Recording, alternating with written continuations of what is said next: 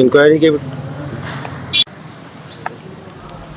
इम्तियाज जलील यांनी प्रतिक्रिया दिलेली आहे आणि संपूर्ण आतापर्यंत त्याची जी कारकीर्द राहिलेली आहे, कशा पद्धतीनं आदर्श नेता होता या संदर्भात इम्तियाज जलील यांनी आपली प्रतिक्रिया दिलेली आहे। मात्र या घटनेनंतर आपण बघतोय अक्षरशः जळून राख झालेली आहे। विमानाचे सांगाडे जे आहेत, अवशेष जे आहेत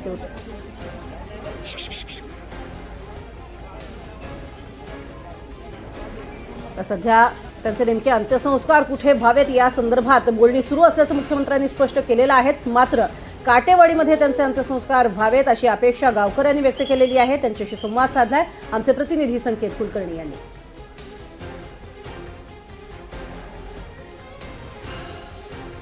आपण सध्या आहोत अजित पवारांचं मूळ गाव असणाऱ्या काटेवाडीत आणि काटेवाडीतील हाच जो त्यांचा राहता बंगला होता, जे मूळ घर आहे पवार कुटुंबियांचं, ते हेच घर आहे। इथंच अजित पवारांचं वास्तव्य होतं। इथपासूनच त्यांची पूर्ण जी आसपासची जी शेती आहे ही पवार कुटुंबियांची शेती आहे। गेल्या 4 पिढ्यापासूनचं वास्तव्य हे पवार कुटुंबांचं इथं। अजित पवारांचं जे लहानपण होतं इथंच गेलं आणि याच गावातील ही सगळी ग्रामस्थ आहेत। दादा गेले, दादांचं बालपण इथं गेलं।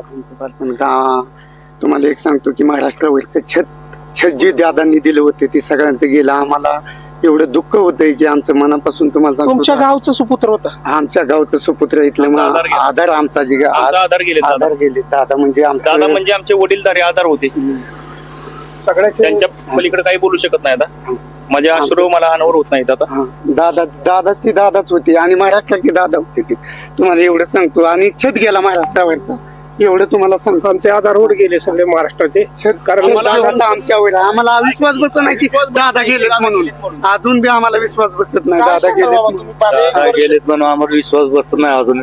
तिथं गाव दादा इथंच येत होते, सगळ्यांशी बोलत होते। हो, लहानपणीच त्यांचं हे झालं। आठवण आहे दादांसोबत? हो, आठवणी आठवण म्हणजे प्रत्येक क्षणामध्ये आठवण बारामतीकरांची आहे। प्रत्येक क्षणामध्ये काटेवाडीसाठी योगदान जे झालेलं आहे, काटेवाडीचं तुम्हाला म्हणजे हे सांगण्यासारख्या गोष्टी नाही ते आता ह्या गोष्टी। आता दादांनी जे एवढं कार्य केलेलं आहे ते म्हणजे ह्याच्यातून या काटेवाडीत गावातून या दादांचं अस्तित्व मोठं आणि महाराष्ट्रासाठी दादाचा छत गेला एवढं सांगतो। आमच्यावरची छत्री जी धरली होती दादांनी महाराष्ट्रावरती छत्री नेता आमचा। गावात तयारी सुरू आहे, कदाचित अंत्यसंस्कार पवार साहेब निर्णय अंतिम घेणार आहेत।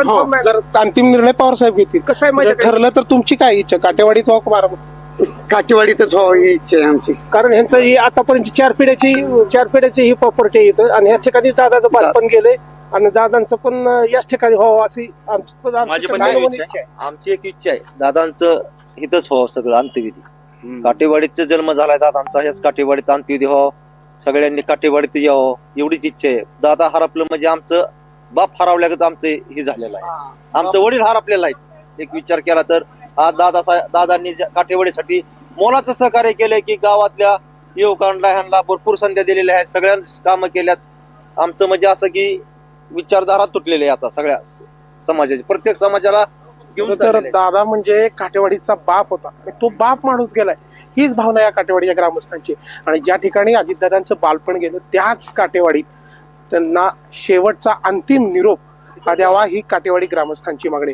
मात्र याबाबतचा अंतिम निर्णय पवार कुटुंबीय घेणार आहे। व्हिडिओ जर्नलिस्ट राजूसह संकेत कुलकर्णी, NDTV मराठी, काटेवाडी, बारामती।